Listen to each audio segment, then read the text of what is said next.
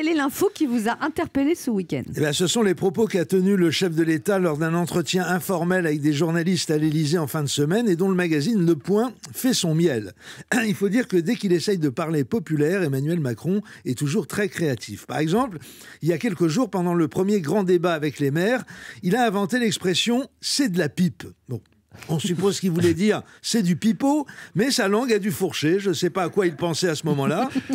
Et il a sorti « c'est de la pipe ». Il a dû trouver que ça faisait plus peuple. Mais vous avez déjà entendu quelqu'un balancer ça, vous, c'est de la pipe, même du peuple, moi jamais. Non, non. La dernière fois que j'ai entendu... Non, j'ai entendu.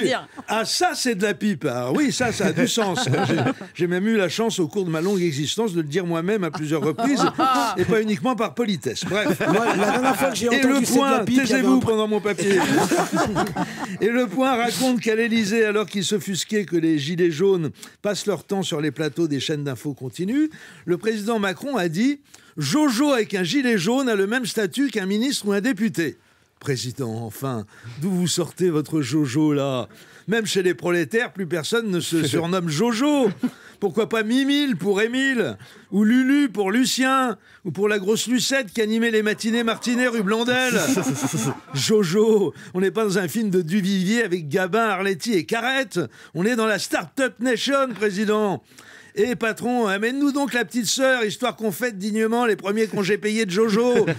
Par contre, tu sers pas Mimi, là, il a déjà un bon coup dans la trompette. Sacré Manu. Après l'épisode Jojo, le chef de l'État, décidément très en verve, s'est penché sur le cas de Christophe Détinger, ancien champion de boxe et gitan d'origine, actuellement incarcéré pour avoir confondu 2 gendarmes mobiles avec son punching ball d'entraînement. Et voici ce qu'a dit le président. Le boxeur, la vidéo qu'il a fait avant de se rendre, il a été briefé par un avocat d'extrême gauche. Ça se voit. Alors les plus insolents d'entre vous vont me dire « Mais qu'est-ce qu'il y connaît aux gitans, Macron ?» Je leur répondrai beaucoup. En effet, peu de gens le savent, mais notre président est un grand spécialiste de la culture gitane.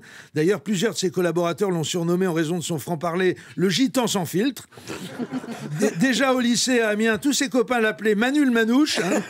Il était scolarisé à la Providence, établissement réputé tenu par des jésuites gitans, établissement qu'il quittera pour rejoindre le grand lycée parisien Henri IV. Henri IV dit le gitan, ce que m'a indiqué Stéphane Bern, vous n'avez qu'à lui demander. Plus tard, il intégrera l'ENA dans la promotion Joby Joba. Et par passion pour les grosses voitures rapides, comme tous ses amis du voyage, il entreprendra des études de philosophie jusqu'à devenir l'un des assistants du grand philosophe Paul Ricoeur, en étant persuadé qu'il s'agissait de Paul Ricard, propriétaire du circuit de course automobile qui porte le même nom. Conclusion, n'appelez plus Macron Jupiter, mais le Gypsy King.